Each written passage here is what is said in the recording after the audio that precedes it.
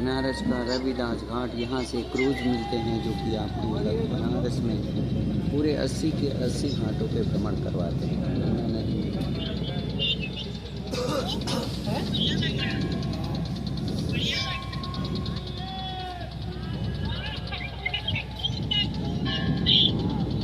अच्छा लग रहा है, बढ़िया है, बढ़िया।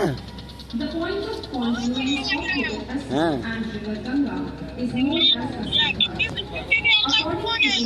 अभी 1.5 घंटा। अभी 1.5 घंटा। हाँ अभी तो बैठे हैं चाय वाय पी के।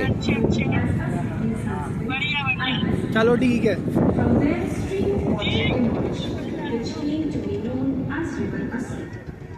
According to Skand Puran, taking a holy dip at Asikha gives the fruit of taking a dip in all the pilgrim sites in the world. Due to this reason, Asikha is also known as the Haridwar of Kashi. अस्सी नदी के गंगा नदी से संगम स्थल को अस्सी घाट के नाम से जाना जाता है। देवी भागवत पुराण के अनुसार मां दुर्गा ने शुम्भ असुरों का वध करने के बाद अपनी तलवार संस्कृत में अस्सी कहते हैं इसी स्थान पर फेंक दी थी, जहाँ से एक जलधारा उत्पन्न हुई थी जिसे अस्सी नदी कहा गया। स्कंद पुराण के अनुसार अस्सी घाट पर स्नान करने से समस्त तीर्थों में स्नान करने का फल प्राप्त होता है। इसी कारण अस्सी घाट को घाटी का हरिद्वार क्षेत्र भी कहा जाता है।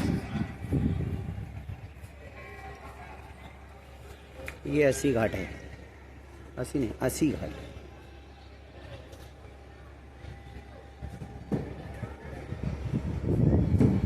Tulsi Ghat was once a residence of the Swami Tulsidas Ji, the author of Ramcharitmanas. It is the most revered book of the Sanatan Hindu Dharma.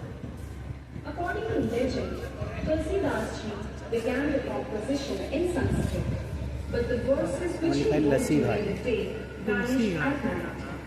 This continued for a few days, after which Mahadev himself, along with Devi Parvati, appeared in front of Tulsidas and taught him to compose the epic in the common language of the people. Therefore, he began writing the verses in the then commonly spoken Tulsi Ghat dialect of Hindi. यहाँ पर As a result, it became महाकवि used Tulsidas ji ने among अपनी the Ramcharitmanas and की it is Rachna said that there is not a की थी, single household which doesn't have जो a copy आज of Ramcharitmanas. पूरे विश्व में प्रसिद्ध हो Tulsidas रही है। placed an idol of Lord Hanuman here, which is visited by many devotees regularly. Visitors can also take a look at the year 1704 manuscript of Ramcharitmanas, the wooden slippers used by Tulsidas, as well as remnants of his home.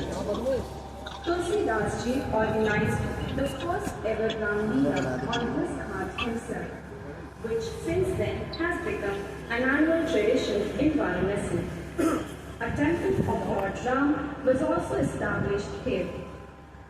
Tulsidas Ji also started organizing Krishna Leela on this ghat, which is continuing till today since the last 500 years. It begins every year in the month of Kartik and continues till 22 days. The most important and famous episode is performed 4 days after the ghat. Known as Natha, this depicts the fight between Lord Krishna and the serpent Kaliya. Lolar Kund is situated near Tulsi Ghat, which is also known as Surya Kund or the well of the sun. According to Puranas, during the battle of the gods and demons, the wheel of the sun हम लोग cruise पे हैं। fell here. यहाँ से जितने भी बनारस के घाट At dawn, the first rays of the rising sun in Kashi रुद्वन fall जल into गंगा the जल Ghat Kund. There is special significance of taking a holy trip here on the 6th day of Bhadrapad. Then, as per legend, the water in this well cures all types of skin diseases and also gets rid of infertility. Goswami Tulsidas ji इस घाट पर एक छोटी सी कोठरी में रहा करते थे। यहीं पर उन्होंने हिंदी साहित्य के सर्वाधिक लोकप्रिय महाकाव्य रामचरितमानस की रचना की थी, जिसे सनातन धर्म के सर्व प्रमुख ग्रंथों में जैन घाट का कथाओं के अनुसार उन्होंने काव्य रचना संस्कृत में आरंभ की थी, परंतु दिन में वे जितने दोहे लिखते, रात में वे सब लुप्त हो जाते। कहा जाता है कि कुछ दिनों तक ऐसा होने के बाद उन्हें साक्षात महादेव और देवी पार्वती ने दर्शन दिया और मानस की रचना सरल भाषा में करने की प्रेरणा दी। इसके बाद तुलसीदास जी ने अवधी भाषा में रामचरितमानस की रचना की, जिससे वह जन सामान्य के बीच अत्यधिक लोकप्रिय हुई। घाट पर स्थित तुलसीदास जी द्वारा स्थापित हनुमान जी की मूर्ति, उनके द्वारा प्रयुक्त होने वाली नाव के कुछ अंश, मानस की सन 1704 की पांडुलिपि, तुलसीदास जी की पंचकोट आज भी यहाँ मौजूद है। तुलसीदास जी ने इसी घाट पर पहली बार रामलीला का मंचन कराया था। इसके बाद इस घाट पर भगवान राम के मंदिर की भी स्थापना की गई। इसके बाद से प्रत्येक वर्ष रामलीला का नाट्य मंचन यहाँ होने लगा। गोस्वामी तुलसीदास जी ने कृष्ण लीला का आयोजन भी यहाँ आरंभ किया था, जो लगभग 500 वर्षों से निरंतर होती आ रही है। कार्तिक मास में शुरू ये हैं हिमांशु 22 दिनों की लीला टहलते हुए क्रूज पे घूम रहे हैं। इनको यहाँ पता नहीं किसने बुलाया है क्रूज पे घुमाने के लिए। द्वारा कालियानाग के संहार को दर्शाया जाता है। तुलसी घाट के निकट ही लोलार कुंड स्थित है। इसे सूर्य कुंड के नाम से भी जाना जाता है। कहा जाता है कि देवासुर संग्राम के समय भगवान सूर्य के रथ का पहिया यहाँ गिरा था और तभी इस कुंड का निर्माण हुआ। काटी में उदय होने वाले सूर्य की पहली किरण इस कुंड में पड़ती है।